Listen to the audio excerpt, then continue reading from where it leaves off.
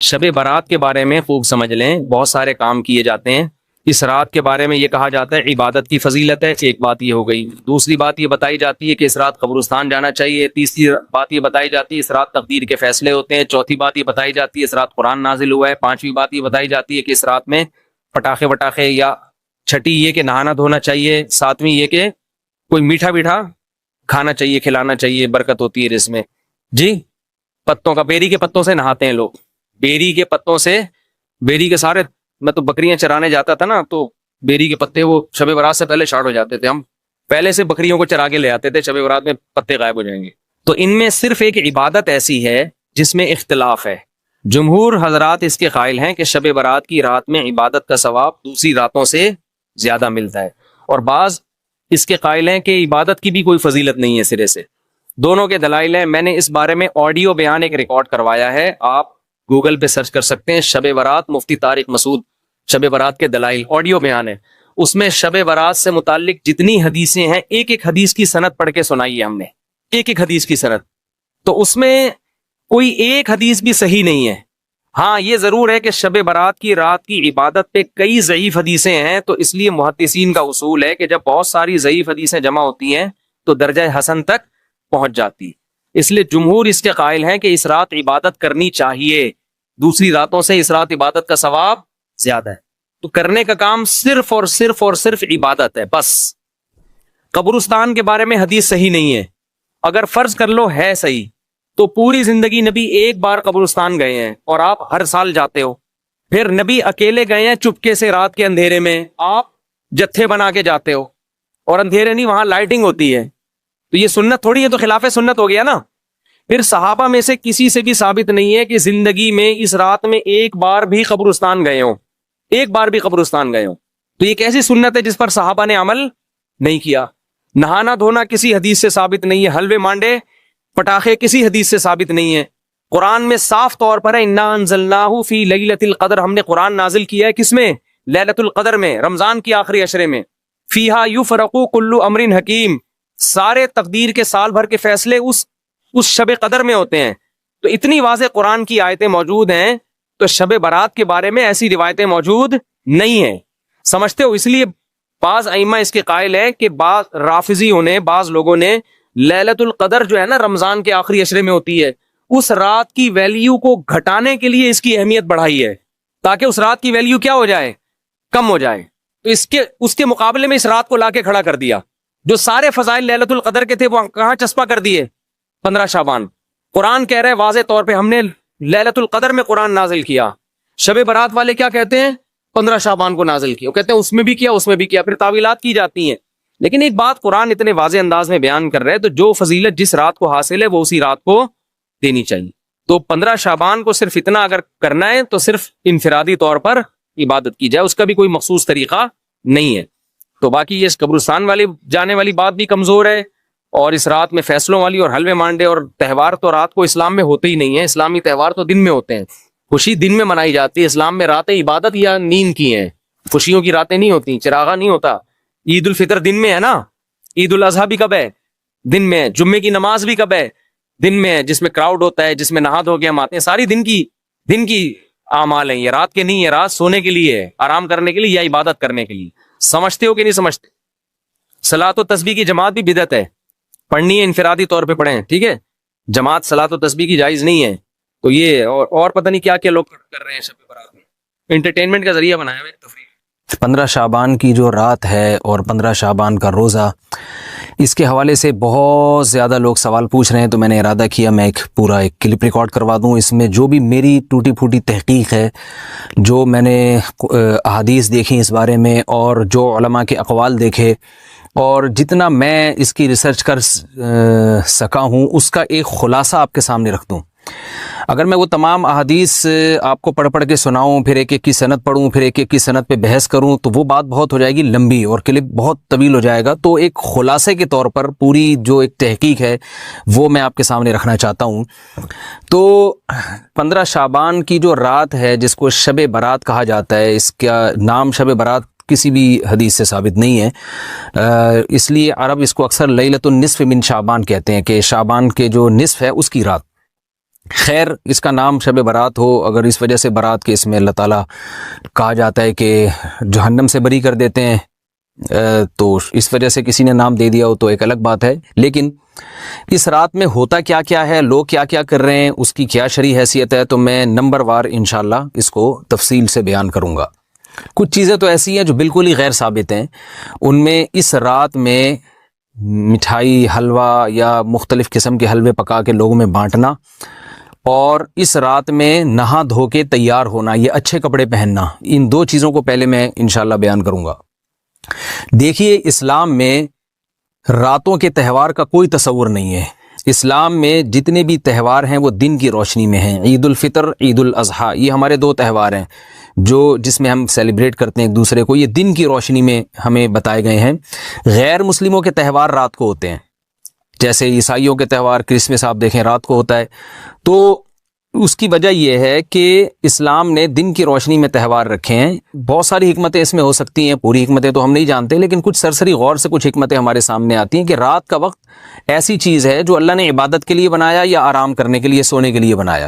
رات میں اگر آپ سیلیبریٹ کریں گے کسی بھی عمل، یعنی کوئی خوشی منائیں گے، تو اس میں انسان کی گناہوں کی طرف توجہ زیادہ جاتی ہے۔ جیسے آپ دیکھیں کرسمس میں شرابیں پی جاتی ہیں، اور جو بھی غیر مسلموں کے تہوار ہیں اس میں بھی چراغاں ہوتا ہے رات کے وقت۔ تو جبکہ ہمارے ہاں جو عید الفطر ہے وہ دن کی روشنی میں ہم نماز پڑھ کے اس کی ابتدا کرتے ہیں۔ تو آپ کہہ سکتے ہیں کہ شب برات کو کوئی تہوار تو نہیں مانتا، تو دیکھیں تہوار زبان سے ماننا ضروری نہیں ہے۔ آپ اپنے عمل سے جب کوئی ایسا کام کرتے ہیں جو تہواروں میں کیا جاتا ہے، تو اس کا مطلب یہ ہوا کہ آپ اس کو تہوار مان رہے ہیں، یعنی آپ اس کو ایک خوشی کا دن مان رہے ہیں۔ تو نہانا دھونا یا کھانے پکا کے لوگوں میں تقسیم کرنا یا خود کھانا، اور خاص طور پہ حلوہ یعنی میٹھا، یہ چیزیں تہواروں کے موقع پر ہوتی ہیں۔ جیسے ہم عید الفطر والے دن صبح سوئیاں بناتے ہیں، میٹھا بناتے ہیں، کھاتے ہیں، لوگوں کو کھلاتے ہیں، نہاتے ہیں، اچھے کپڑے پہنتے ہیں۔ جمعے والے دن بھی، جمعے میں بھی عید کا عنصر ہے حدیث میں، اس کو بھی عید قرار دیا، اس دن بھی ہم نہا دھو کے کپڑے پہنتے ہیں۔ تو جو لوگ 15 شعبان کی رات کو نہاتے دھوتے ہیں، اسپیشلی اس رات کو کہ بھئی آج کوئی تہوار ہے یا آج کوئی خوشی کا دن ہے، اور مٹھائیاں کھاتے ہیں یا حلوے پکاتے ہیں، تو وہ زبان سے اس کو تہوار نہ بھی کہیں، اپنے عمل سے یہ بتاتے ہیں کہ یہ تہوار ہے، جبکہ یہ تہوار نہیں ہے۔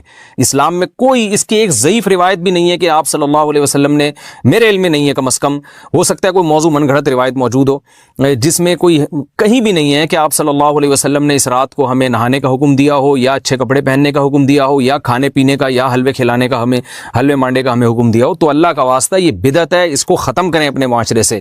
اور اسلام میں تہوار کا ٹائم دن میں ہوتا ہے۔ عید الفطر، عید الاضحیٰ ہے جس میں ہم دن میں قربانی کرتے ہیں اور کھاتے ہیں، پیتے ہیں، نہاتے ہیں، دھوتے ہیں۔ راتوں کے یہ کام نہیں ہے، رات کو آپ سوئیں یا عبادت کریں۔ تو ایک چیز تو یہ تھی جو میں بتانا چاہ رہا تھا۔ دوسری چیز، اس رات کو قبرستان جانا۔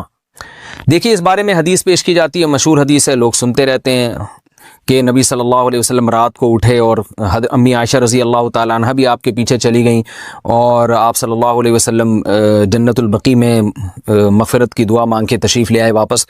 تو یہ حدیث انتہائی درجے کی ضعیف حدیث ہے، اور ایک تو ضعیف حدیث ہے، دوسری بات یہ کہ اگر ہم تھوڑی دیر کے لیے فرض کر لیں یہ صحیح حدیث ہے، اور ہم کہتے ہیں کہ بھئی نبی صلی اللہ علیہ وسلم نے یہ عمل کیا ہے، تو صحابہ میں سے کسی سے ضعیف حدیث سے بھی ثابت نہیں ہے کہ کوئی اس رات قبرستان گئے ہوں۔ حضرت ابو بکر کے بارے میں کوئی روایت نہیں ملتی کہ اس رات قبرستان گئے ہوں، حضرت عمر کے بارے میں کوئی روایت نہیں ملتی، یہ کسی ایک صحابی کے بارے میں نہیں۔ تو آپ مجھے بتائیں کہ یہ کیسی سنت ہے کہ جو صحابہ کی سمجھ میں نہیں آئی اور ہماری سمجھ میں آ گئی ہے؟ تو مشرکین مکہ یہ کہا کرتے تھے، لو کان خیرن ما سبقونا الیہ، قرآن مجید کی آیت ہے کہ اگر یہ اسلام میں کوئی خیر ہوتی تو یہ صحابہ ہم سے پہل نہ کرتے، یہ صحابہ نے ہم سے پہل کیا ہے، اس کا مطلب ہے یہ اسلام خیر کا کام نہیں ہے۔ تو مشرکین کو صحابہ سے چونکہ نفرت تھی، اس لیے کہتے تھے کہ یہ چونکہ اسلام کو فالو کر رہے ہیں تو یہ اس کی علامت ہے کہ اسلام خیر نہیں ہے، کیونکہ خیر میں تو ہم صحابہ سے آگے ہوتے ہیں، اپنے بارے میں ان کا یہ اس خوش فہمی میں مبتلا تھے وہ۔ لیکن ہماری رائے کیا ہے؟ ہم یہ کہتے ہیں کہ لو کان خیرن لسبقونا الیہ، وہ کہتے تھے لا سبقونا، ہم کہتے ہیں لسبقونا۔ کہ اگر کوئی بھی خیر کا کام ہے تو صحابہ ہم سے ضرور اس میں پہل کریں گے. یہ ہو نہیں سکتا کہ خیر کا کام وہ ہم کریں اور صحابہ نے نہ کیا ہو. تو اسی طرح میں یہ عرض کرتا ہوں کہ دیکھیں اگر قبرستان جانا اس رات میں سنت عمل ہوتا تو صحابہ یقیناً جایا کرتے. کوئی ایک صحابی تو گیا ہو. یہ کیسی بات ہے جو صحابہ کی سمجھ میں نہیں آئی اور ہماری سمجھ میں آ رہی ہے اور ہم قبرستان جا رہے ہیں اس رات کو. چلیں اگلا اسٹیپ تھوڑی دیر کے لیے فرض کر لیتے ہیں کہ نبی صلی اللہ علیہ وسلم جو ایک رات قبرستان گئے، فرض کر لیں وہ حدیث بھی صحیح ہے. یہ بھی فرض کر لیں کہ صحابہ اگرچہ نہیں گئے مگر ہم صحابہ سے بھی زیادہ آگے نکلنے کی کوشش کرتے ہیں اور صحابہ کو سمجھ میں نہیں آیا، ہمیں سمجھ میں آ گیا. تو چلیں فرض کر لیں تھوڑی دیر کے لیے کہ اس رات کو جانا ہم سنت مان لیتے ہیں، آپ کے دلائل ہم مان لیتے ہیں اور صحابہ کی سمجھ میں نہیں آئے لیکن ہماری سمجھ میں زیادہ آ رہا ہے. ہم فرض کر لیتے ہیں، مان لیتے ہیں کہ اس رات قبرستان جانا سنت ہے. تو آپ مجھے بتائیں نبی نے جو عمل جس طرح سے کیا ہو اس طرح سے سنت ہوگا یا آپ اپنی طرف سے جس کو ہم پشتوں میں کہتے ہیں اخپل طریقے سے کرنا سنت ہے؟ نبی نے فجر کی 2 رکعتیں پڑھی ہیں اور ہر رکعت میں 2 سجدے کیے ہیں. آپ اگر فجر کی 3 رکعتیں پڑھیں گے تو کیا نماز ہو جائے گی آپ کی؟ اب آپ دلیل میں یہ کہیں کہ نبی نے فجر کی نماز پڑھی ہے تو مجھ پر بھی لازم ہے. تو بھائی نبی نے پڑھی ہے تو جیسے نبی کے پڑھنے سے آپ پر پڑھنا لازم ہو گیا تو جس طرح سے پڑھی ہے اسی طرح پڑھنا لازم ہوگا، اخپل طریقے سے پڑھنا لازم نہیں ہوگا. تو اسی طرح یاد رکھیں، فرض کر لیں کہ نبی قبرستان گئے ہیں اور یہ قبرستان جانا سنت ہے تو نبی کس طرح گئے ہیں اور کتنی دفعہ گئے ہیں؟ نبی رات کو چپکے سے اٹھ کے گئے ہیں، کوئی کسی کو آپ نے جمع نہیں کیا، کسی کو بتایا تک نہیں، جو اس حدیث سے پتہ چل رہا ہے ہمیں، اگرچہ یہ ضعیف حدیث ہے لیکن فرض کر لیں یہ صحیح ہے. تو کہیں پتہ بھی نہیں چل رہا، چپکے سے قبرستان گئے اور چپکے سے واپس آئے اور پوری زندگی میں ایک دفعہ گئے. جبکہ ہمارے ہاں ہر سال قبرستان میں لوگ جا رہے ہیں، جب بھی شب برات آتی ہے لوگ قبرستان جاتے ہیں ہر سال. نبی ایک دفعہ گئے اور آپ ہر سال جا رہے ہیں. نمبر 2، جاتے جتھوں کی شکل میں، نبی تو چپکے سے گئے ہیں. تو آپ رات کو 2-2:30 بجے ذرا چپکے سے اٹھیں اور تنہائی میں جب قبرستان میں وحشت ہو اور اندھیرا ہو اور وہاں قبرستان جائیں، اتنا دم ہے آپ میں، تو ہم کہیں گے بھئی آپ نے نبی کی سنت کو زندہ کیا ہے. لیکن آپ تو جتھوں کی شکل میں جا رہے ہیں، نہا دھو کے جا رہے ہیں، خوشبو لگا کے جا رہے ہیں، تیار ہو کے جا رہے ہیں، اور جو کچھ وہاں خرافات ہو رہی ہیں قبرستان میں وہ تو ساری دنیا کو معلوم ہے. میلے ٹھیلے لگے ہوئے ہیں وہاں پہ، گولے گنڈے بک رہے ہیں، برگر بک رہے ہیں، گول گپے بک رہے ہیں وہاں پہ، اور پھول الگ بک رہے ہیں، ہار پھول قبروں پہ چڑھانے کے لیے. کیا بدماشی ہے یہ! کیا منہ دکھائیں گے رسول اللہ صلی اللہ علیہ وسلم کو قیامت کے دن؟ آپ کے سامنے کیا وہ حدیث نہیں ہے کہ نبی صلی اللہ علیہ وسلم نے فرمایا کہ روایت میں آتا ہے کہ کچھ لوگ قرب میدان حشر میں آئیں گے تو ان کے چہرے ایسے ہوں گے جیسے میری امت کے چہرے ہوتے ہیں، میری امت کی شکل ہوتی ہے. حدیث کا مفہوم میں بیان کر رہا ہوں. تو جب وہ حوض کوثر کا پانی پینے کے لیے میرے پاس آئیں گے تو فرشتے ان کو بھگائیں گے، سحقن سحقن. تو آپ صلی اللہ علیہ وسلم پوچھیں گے یہ تو میری امت ہے، آپ تو فرشتے کیا کہیں گے کہ یہ آپ کی وہ امت ہے جنہوں نے آپ کے دنیا سے جانے کے بعد دین میں ایسی چیزیں ایجاد کر لی تھی جن کا آپ نے حکم نہیں دیا. تو آپ کیا فرمائیں گے؟ سحقن سحقن، دور کرو ان سے. تو ایسا نہ ہو کہ ہم قیامت کے دن رسول اللہ صلی اللہ علیہ وسلم کی شفاعت سے محروم ہو جائیں. تو اللہ کا واسطہ قبرستان مت جائیں اس رات، گھر میں بیٹھیں آرام سے، یہیں بیٹھ کے میت کے لیے مغفرت کی دعا کریں. اور اگر آپ سمجھتے نہیں یہ حدیث بالکل صحیح ہے اور جانا لازمی ہے تو پھر تنہائی میں جائیں، ایسے قبرستان کا انتخاب کریں جہاں آپ کے علاوہ کوئی بھی نہ ہو، اور پھر چپکے سے جائیں اور پتلی گلی سے واپس آ جائیں آپ. اگرچہ ہم تو اس کو بھی نہیں مانتے لیکن اگر کرنا ہے تو پھر اس طریقے سے عمل کریں اگر آپ حدیث کو فالو کرنا چاہتے ہیں آپ اپنے خیال کے مطابق. تو یہ 2 باتیں ہو گئی. ایک تیسری چیز کیا ہے؟ کیا قرآن اس رات میں نازل ہوا ہے اور تقدیر کے فیصلے اس رات میں ہوتے ہیں؟ دیکھیے قرآن میں 2 جگہ اللہ نے اس مضمون کو بہت وضاحت سے بیان کیا. ایک سورہ دخان میں انا انزلناہ فی لیلۃ مبارکہ کہ ہم نے اس کو مبارک رات میں نازل کیا، اور اللہ نے فرمایا فیہا یفرق کل امر حکیم، اس میں حکمت والے فیصلے ہوتے ہیں اس رات میں. دوسری جگہ 30ویں پارے میں سورہ قدر میں اللہ نے فرمایا انا انزلناہ فی لیلۃ القدر، ہم نے اس قرآن کو لیلۃ القدر میں نازل کیا. اور اس میں بھی اللہ نے فرمایا تنزل الملائکۃ فیہا کہ فرشتے اس رات میں اترتے ہیں باذن ربہم من کل امر، تمام قسم کے معاملات لے کے. تو یہاں بھی اللہ بتا رہے ہیں کہ جو 1 سال کے فیصلے جس رات میں ہوتے ہیں اور فرشتوں کے حوالے کیے جاتے ہیں وہ رات اور قرآن کے نازل ہونے والی رات ایک ہی ہے، یہ الگ الگ راتیں نہیں ہیں. اور سورہ قدر میں اللہ نے فرما دیا واضح لفظوں میں کہ وہ لیلۃ القدر کی رات ہے.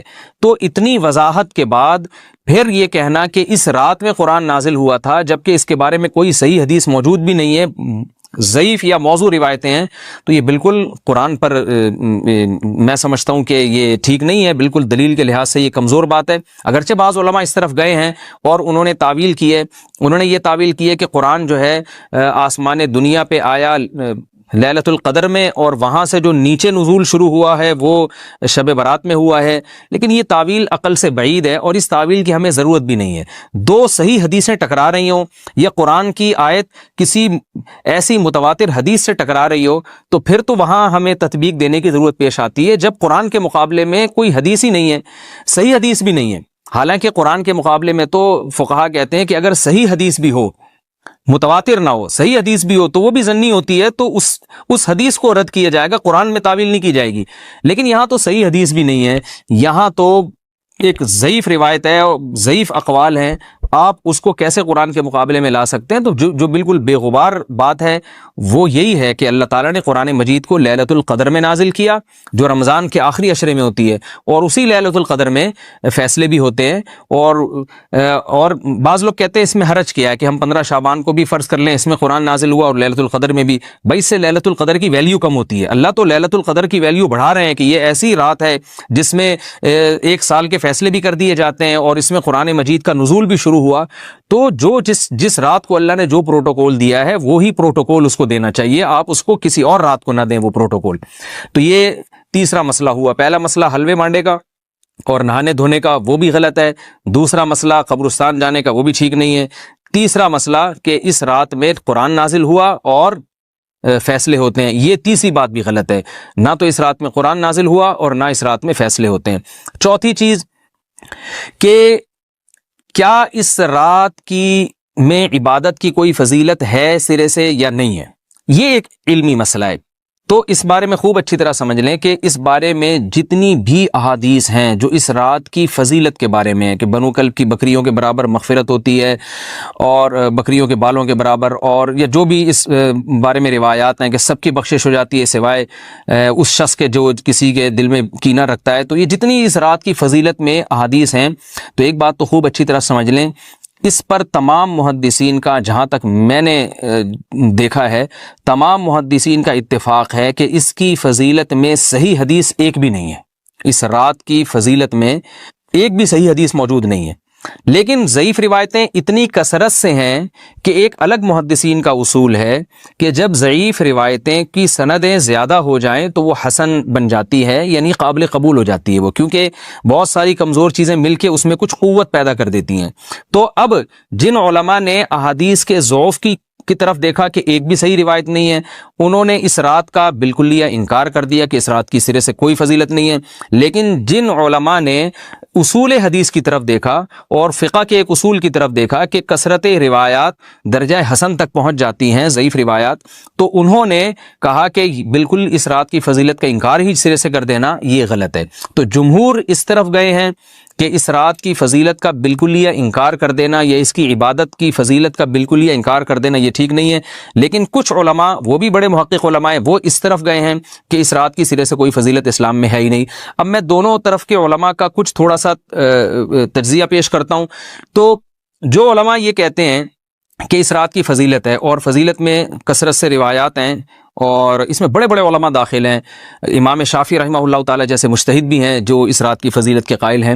باقی ائمہ سے مجھے جو ہے نا امام ابو حنیفہ سے کچھ نہیں ملا اس رات کی فضیلت کے بارے میں، اور امام احمد ابن حنبل سے بھی مختلف روایات ملی ہیں، اس لیے میں جزم سے کسی اور امام کے بارے میں نہیں کہہ سکتا، لیکن امام شافعی سے بہرحال اس کی فضیلت صراحتاً منقول ہے، اگرچہ انہوں نے بھی اعتراف کیا ہے کہ اس کی روایات کے بارے میں جتنی اس بارے میں روایات ہیں وہ ضعیف ہیں، لیکن وہی ایک اصول ہے کہ جب ضعیف روایات بہت کثرت سے ہوتی ہیں تو درجہ حسن تک پہنچ جاتی ہیں۔ تو اس اصول کے تحت جمہور اس کے قائل ہیں کہ اس رات میں عبادت اگر ہم کرتے ہیں تو دوسری راتوں کی نسبت ہمیں ثواب زیادہ ملتا ہے۔ لیکن جو بعض دوسرے علماء جو بالکل ہی اس رات کی فضیلت کے منکر ہیں، ان کے دلائل میں یہ ہے کہ یہ بات اگرچہ درست ہے کہ اگر ضعیف روایات کثرت سے ہوں تو وہ درجہ حسن تک پہنچ جاتی ہیں، لیکن وہ کہتے ہیں کہ کچھ قرائن ایسے ہیں جن قرائن سے پتہ چلتا ہے کہ جو ہے ان قرائن کو اگر سامنے رکھا جائے تو وہ ان کی رائے یہ ہے کہ پھر ان کا خیال یہ ہے کہ ان کا رجحان اس طرف ہے کہ اس رات کی سرے سے کوئی فضیلت نہیں ہے۔ ان قرائن میں ایک چیز یہ بھی ہے کہ اس کے بارے میں جو روایات ہیں ان میں بہت زیادہ ثواب کی بشارت سنائی گئی ہے۔ تو بعض محدثین کا یہ اصول ہے کہ کسی رات کے بارے میں یا کسی خاص عمل کے بارے میں بہت زیادہ کہیں غلو ہوتا ہے یا مبالغہ ہوتا ہے، غلو تو نہیں کہہ سکتے، تو یہ خود ایک اس طرف اشارہ ہوتا ہے کہ یہ ایک ضعف ہے، اگرچہ یہ کوئی اتنی مضبوط بات نہیں ہے، لیکن بہرحال جو علماء اس کی فضیلت کے بالکل منکر ہیں ان کی ایک دلیل میں آپ کے سامنے پیش کر رہا ہوں۔ دوسری بات یہ ہے کہ جو علماء اس کی فضیلت کے بالکل بھی قائل نہیں ہیں، ان کی ایک بڑی دلیل یہ بھی ہے، جن میں ہمارے شیخ حضرت مفتی رشید احمد صاحب رحمہ اللہ تعالیٰ بھی تھے، اگرچہ انہوں نے اس بارے میں کوئی صراحتاً فتویٰ نہیں دیا، لیکن وہ یہ اشکال ظاہر کیا کرتے تھے کہ شریعت میں جب بھی کسی وقت کی یا کسی خاص رات کی کوئی فضیلت آتی ہے تو اللہ تعالیٰ اس کو جو ہے وہ اس کا صحیح ٹائم نہیں بتاتے، بلکہ اس میں اختلاف ڈال دیتے ہیں۔ اس کی مثال ایسے جیسے جمعے کے دن حدیث میں آتا ہے کہ ایک وقت جمعے میں ایسا آتا ہے جس میں دعا لازمی قبول ہوتی ہے، اب ظاہر ہے وہ بڑا فضیلت کا وقت ہے، تو وہ وقت ہمیں متعین طور پہ بتایا نہیں گیا ہے، اس لیے علماء کا اس میں اختلاف ہوا، بعض نے کہا عصر کے بعد، بعض نے کہا کہ 2 خطبوں کے درمیان۔ لیلۃ القدر کو دیکھ لیں، لیلۃ القدر کی فضیلت میں قرآن بھی ہے، بہت ساری احادیث ہیں، لیکن لیلۃ القدر کی رات ہے کون سی یہ اللہ نے اس میں ابہام ڈال دیا۔ طاق راتوں میں 21 بھی ہو سکتی ہے، 23 بھی ہو سکتی ہے، بعض بلکہ حدیث سے 22ویں رات کا بھی ہونا ثابت ہے، زیادہ امکان 27ویں رات کا ہوتا ہے، تو وہ متعین نہیں ہے۔ تو جو علماء کہتے ہیں اس کی سرے سے کوئی فضیلت ہی نہیں ہے، ان کا رجحان وہ ان کی ایک یوں سمجھیں کہ دلیل تو نہیں لیکن ایک استئناس کہتے ہیں اس کو، کہ اس سے ان کے اس نظریے کو تقویت ملتی ہے کہ اگر یہ اس کی اتنی زیادہ فضیلت ہے تو اس کی تعیین میں اختلاف بالکل بھی نہیں ہے، تو یہ وہ کہتے ہیں کہ یہ مزاج شریعت کے خلاف ہے۔ اور تعیین میں اختلاف ہوتا کیوں ہے؟ علماء نے بیان کیا اگر لیلۃ القدر کو متعین طور پہ بیان کر دیا جاتا نا کہ یہی لیلۃ القدر ہے، تو بہت ساری اس میں جو ہے نا حکمتیں فوت ہو جاتی، جن میں ایک یہ بھی کہ اس رات میں جہاں عبادت کا ثواب بہت ہے، گناہ کا عذاب بھی بہت ہے۔ پھر اگر اس رات میں کوئی گناہ کرتا تو وہ اللہ کے عذاب سے نہ بچ پاتا، کیونکہ وہ اللہ متعین کر دیا کہ یہ لیلۃ القدر ہے، تو کیسے تم اس میں گناہ کر رہے ہو؟ اب معاملہ اللہ نے مبہم رکھ دیا کہ بھئی یہ بھی ہو سکتی ہے تو اگلے دن بھی ہو سکتی ہے۔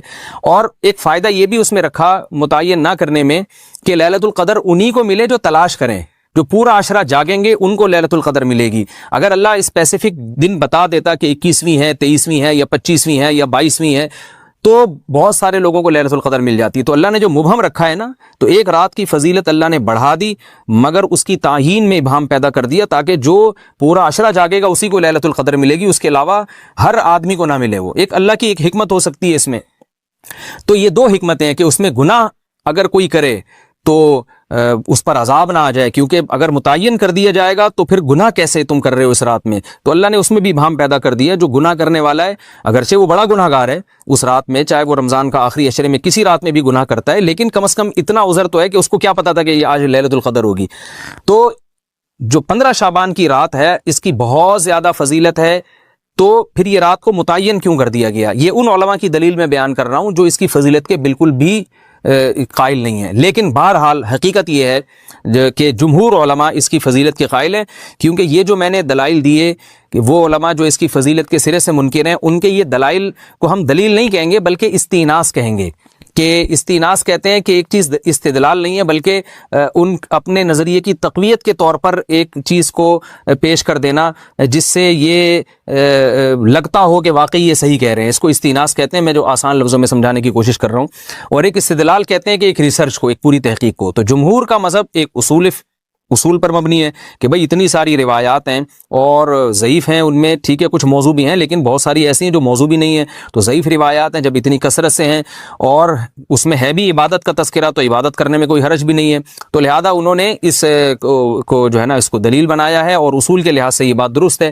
تو اس اصول کو اگر کوئی فالو کرنا چاہے تو اس رات کی عبادت اس کے لیے بالکل ٹھیک ہے، اور اللہ کی رحمت سے امید ہے کہ اس میں اس کو ثواب زیادہ ملے گا۔ تو جمہور ایک طرف ہیں اور بعض علماء دوسری طرف ہیں۔ تو یہ میں نے صرف اس لیے بیان کر دیا کہ اس رات کی فضیلت میں اتفاق نہیں ہے بلکہ مختلف فی ہے، مجتہد فی ہے، اختلاف رائے اس میں ہو سکتا ہے۔ تو اگر کوئی عالم اس رات کی فضیلت کا بالکل ہی انکار کرے اور ان علماء کا بھی احترام کرے جو اس رات کی فضیلت کے قائل ہیں، تو پھر اس عالم پر رد کرنے کا حق نہیں ہے۔ دوبارہ میں اپنی بات کو ریپیٹ کرتا ہوں، اگر کوئی عالم یہ کہے کہ اس رات کی سرے سے کوئی فضیلت نہیں ہے تو اس عالم پر طعن و تشنیع جائز نہیں ہے، کیونکہ ان کے بھی کچھ نہ کچھ استدلالات ہیں۔ ہاں، اگر کوئی عالم اس رات کی فضیلت کا انکار کر کے جمہور کے مذہب کو بالکل غلط قرار دیں اور اس عمل کو یہاں اس رات کی عبادت کو بالکل بدعت قرار دیں، اور جو اس رات میں عبادت کر رہے ہیں یا اس کی فضیلت کے قائل ہیں ان کو بدعتی قرار دیں، تو یہ غلو ہو جائے گا، یہ زیادتی ہو جائے گی، جو کہ بالکل غلط ہے۔ کیونکہ جب دونوں طرف دلائل ہیں تو اعتدال والی رائے اختیار کرنی چاہیے، اور کسی ایک طرف بہت زیادہ جھکاؤ یا کسی ایک کو 100% غلط قرار دے دینا، بدعتی قرار دے دینا، یہ درست نہیں ہے۔ تو ہماری قوم میں ایک مزاج ہے کہ بس اپنی رائے کو مسلط کرتے ہیں اور دوسرے کی رائے کو مانتے ہی نہیں ہیں۔ تو عوام کے لیے کیا ہے؟ لوگ کہتے ہیں مفتی صاحب کنفیوز کر دیا آپ نے، تو لٹکا کے چھوڑ دیا ہمیں۔ وہی میں کنفیوز نہیں کر رہا، عوام جمہور کے مذہب کو فالو کرے گی، جمہور میں بڑے بڑے علماء ہیں، وہ اس کی فضیلت کے قائل ہیں، اور وہ اس کے قائل ہیں کہ اس رات میں عبادت کرنی چاہیے، تو آپ جمہور کے مذہب کو فالو کر سکتے ہیں۔ تو اب یہ بات تو ہو گئی جمہور کا مذہب، میں نے آپ کو بتایا کہ وہ اس رات میں فضیلت کے قائل ہیں کہ اس رات میں عبادت کرنی چاہیے، لیکن کیسے کرنی چاہیے اس پر تمام علماء کا اتفاق ہے کہ مسجد میں جتھے بنا کے جانا یا اجتماعی عبادت کرنا یہ بالکل بدعت ہے، بالکل ناجائز ہے۔ اسی طرح کوئی مخصوص قسم کی نماز پڑھنا کہ پہلی رکعت میں یہ والی صورت، تو دوسری میں یہ والی صورت، تو تیسری میں یہ والی صورت، یہ بالکل بدعت ہے۔ صلاۃ التسبیح کی جماعتیں بدعت ہیں۔ تو ایک ہی راستہ ہے آپ کے پاس، آپ عبادت کرنا چاہتے ہیں تو انفرادی طور پر ایسے عبادت کریں جیسے عام دنوں میں آپ عبادت کرتے ہیں، یہ ویسے ہی نماز پڑھیں جیسے عام دنوں میں نماز پڑھتے ہیں۔ کوئی مخصوص صورتیں، مخصوص رکعتیں نہیں ہیں، جتنی اللہ توفیق دے تنہائی میں آپ 2 رکعتیں، تہجد کی 4 رکعتیں، 6 رکعتیں، 8 رکعتیں، 16 رکعتیں، جتنی اللہ توفیق دے آپ رات کو کھڑے ہو کر انفرادی نماز پڑھیں، دعائیں مانگیں اللہ تعالیٰ سے، قرآن کی تلاوت کریں، تسبیحات کریں، جتھے نہ بنائیں مسجد میں، چراغاں نہ کریں، بتیاں نہ لگائیں، قبرستانوں پہ رش نہ کریں، یہ سب ناجائز اور سب حرام ہے، گناہ ہے، اس کا اسلام میں کوئی تصور نہیں۔ کرنا ہے تو صرف ایک کام آپ کر سکتے ہیں کہ صرف عبادت کریں، اور اللہ کی رحمت سے امید کی جا سکتی ہے کہ اللہ تعالیٰ اس رات میں آپ کو عبادت کا دوسری راتوں کی نسبت ثواب عطا فرمائے گا۔ کیونکہ آپ اگر جمہور علماء کو فالو کر رہے ہیں تو ہمیں یعنی جن کے پاس علم نہیں ہے تو ان کو علماء ہی کو فالو کرنے کا اللہ نے حکم دیا ہے، تو آپ جمہور علماء کی رائے پر عمل کرتے ہوئے اگر عبادت کرنا چاہیں تو اللہ کی رحمت سے امید ہے کہ انشاءاللہ آپ کو ثواب ملے گا۔ لیکن عبادت کا کوئی مخصوص طریقہ ہرگز نہیں ہے۔ پمفلیٹ بٹ رہے ہوتے ہیں کہ یہ والی صورت پڑھنے سے یہ ہو جائے گا، تو یہ والی صورت پڑھنے سے یہ ہو جائے گا، یہ بالکل غلط ہے۔